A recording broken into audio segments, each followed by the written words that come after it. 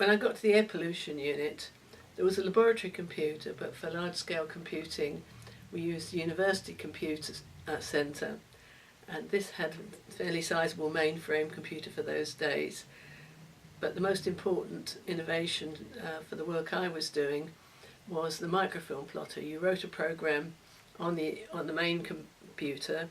It then wrote a tape which was read into the microfilm plotter, which plotted out a graph on a photographic negative, and this made it possible to plot data for a whole year or daily data for a 10-year period automatically, rather than having to draw the graph manually.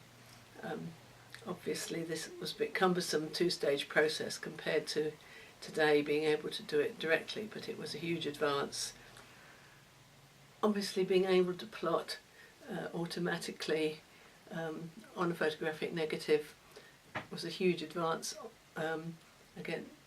compared with plotting by hand, which had been an approach before. So I was able to look at these long series of data, which no longer had the really dramatic peaks of deaths coinciding with peaks of pollution, but still had important changes which you could see, particularly if you were plotting the whole long series together.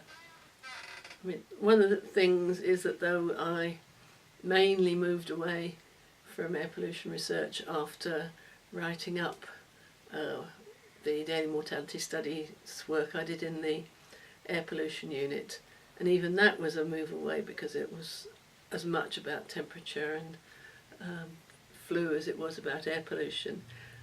Various times I've returned to it, usually with other researchers who are more actively involved in the field at the time than I was. For example, people like Ross Anderson.